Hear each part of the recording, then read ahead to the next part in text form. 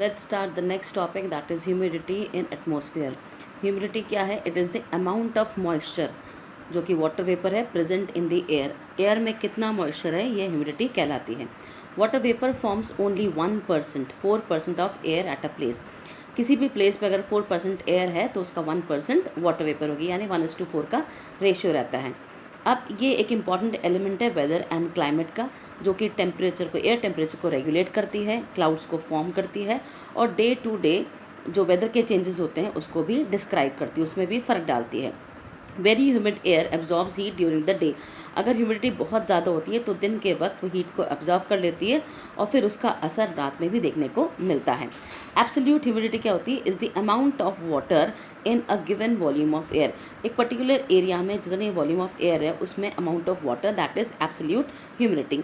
इसको एक्सप्रेस करने का तरीका है. Then relative humidity is the proportion of water vapour present in the air in relation to the maximum air, what maximum vapor air can hold at a particular temperature. It is expressed as a percentage. आप इसको भी percentage के तौर पे express करते हैं कि कितना परसेंट ह्यूमिडिटी है. A hygrometer or a wet and dry bulb thermometer measures the relative humidity of the air. Relative humidity को मेजर करने के लिए हम हाइग्रोमीटर या वेट एंड ड्राई थर्मामीटर का इस्तेमाल करते हैं. Air can hold a certain amount of water vapour at a given temperature. एक पर्टिकुलर टेम्परेचर पर certain amount of humidity he air hold कर सकती है. When it holds its maximum capacity. अगर उस गिवन टेम्परेचर पे वो मैक्सिमम कैपेसिटी में होल्ड कर लेती है तो उसको बोलते हैं it is said to be saturated. तो वो सैचुरेशन आ चुका है, अब इसके बाद बारिश होगी. When air does not hold water vapor to its maximum capacity at a given temperature, it is said to be unsaturated. और अगर नहीं होल्ड कर पाती तो वो अनसैचुरेटेड कहलाती है. Humidity varies from time to time और प्लेस टू प्लेस, ये अलग अलग होती है. अब कौन कौन से फैक्टर्स हैं जो ह्यूमिडिटी को कंट्रोल करते हैं? सबसे पहले आपका है temperature controls the amount of humidity in the atmosphere. Temperature जो है अमाउंट ऑफ ह्यूमिडिटी जो एटमॉस्फेयर में उसको कंट्रोल करता है. इसका मतलब है that higher temperature results in more evaporation. जितना टेम्परेचर, जितनी गर्मी बढ़ेगी उतना इवेपोरेशन होगा और उतनी ह्यूमिडिटी एयर में इंक्रीज होगी. It is influence by season. Season के अकॉर्डिंग भी चेंज होती है. जैसे because in summer humidity is low, summers के टाइम पर ह्यूमिडिटी लो होती है और रेनी सीजन में ह्यूमिडिटी हाई होती है. Humidity is also influence by cloud cover. अगर क्लाउड कवर है तो उससे भी फ़र्क आएगा. And nearness to the sea. Therefore coastal areas experience high humidity. और इसीलिए समुद्र के पास वाले इलाके जो हैं उनमें नमी ज़्यादा रहती है, ह्यूमिडिटी ज़्यादा रहती है. The water vapour in the atmosphere has the ability to absorb heat. अब जो एटमॉस्फेयर में वाटर वेपर है उसमें भी हीट को एब्जॉर्ब करने की कैपेसिटी है. Therefore a cloud cover would absorb a part of the insolation during the day. इसीलिए क्लाउड कवर जो है वो इंसोलेशन का काफ़ी सारा पार्ट डे टाइम में एब्जॉर्ब कर लेता है. At night it would prevent terrestrial radiation from escaping. और इसीलिए रात के वक्त ये इंसोलेशन जो है, ये हीट जो है वापस अर्थ से प्रॉपरली एमिट नहीं हो पाती. जैसे solid ice can evaporate directly to enter into vapour. अब सॉलिड आइस, आपने कभी बर्फ़ की क्यूब्स वगैरह फ्रीजर में से निकाली हो, बहुत ज़्यादा जब वो सॉलिड हो जाती है तो जब हम बाहर निकालते हैं उसमें से भाप निकलती है. Vapour state without going through the phase of condensation. अब कंडेंसेशन इनटू लिक्विड फॉर्म वो नहीं हुआ, उसके पहले ही वो वेपर में शुरू हो गई है. This is known as sublimation. Water vapour enters the atmosphere through the process of evaporation. अब ये वाटर वेपर जो है एटमोसफियर में इवेपोरेशन के ज़रिए एंटर करती है या ट्रांसपिरेशन के ज़रिए. ट्रांसपिरेशन जो प्लांट्स वगैरह से पानी उड़ता है. And returns it to earth by condensation and precipitation. फिर उसके बाद अर्थ पे वापस से वो रेनफॉल की तौर पे आता है. The temperature at which air get saturated.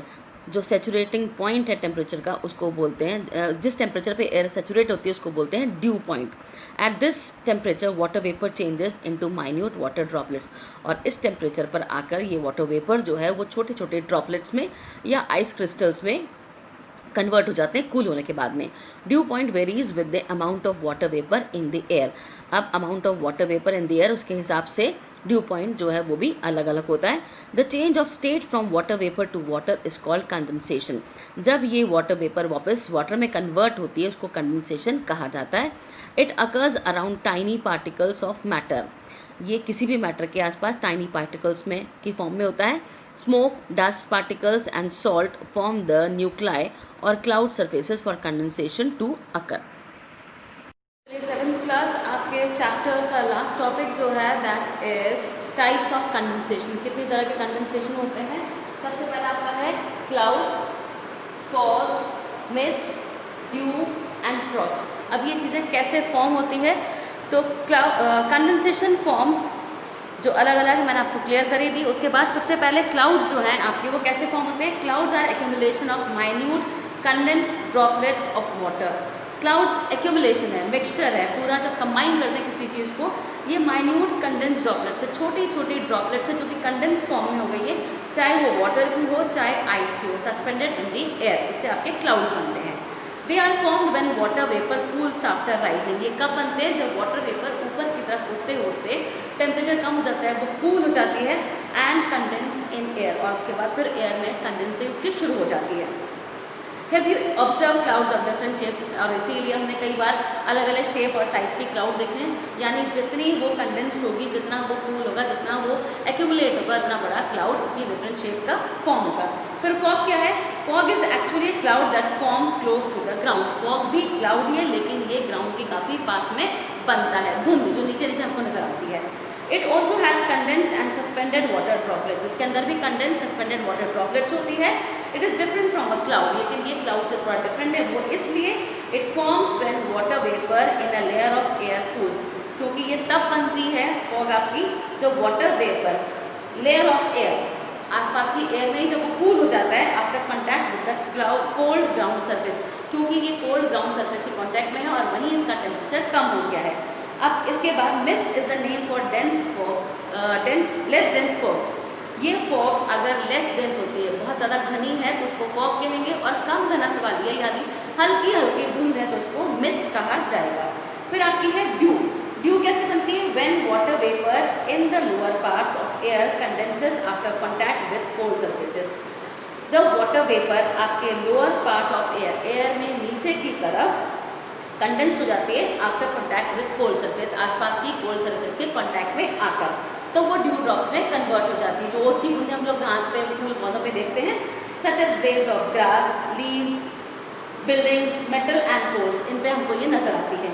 These surfaces become cold on clear nights. ये सरफेस आपकी जब रातें बिल्कुल क्लियर होती है तब बनती है, कोल्ड हो जाती है। When the earth's heat readily escapes into the space, क्योंकि यहाँ पे अर्थ की जो हीट है वो क्लियरली ऊपर स्पेस की तरफ चली गई है। इसके बाद फ्रोजन ड्यू, अगर ये ड्यू ड्रॉप्स जम जाती हैं बर्फ की फॉर्म में, क्रिस्टल्स की फॉर्म में, तो उसको फ्रॉस्ट कहा जाता है। तो इस तरह से आपके 5 जो है वो टाइप्स ऑफ कंडेंसेशन है। यहाँ पर आपका चैप्टर पूरा कंप्लीट हो जाता है। Go through the video very carefully.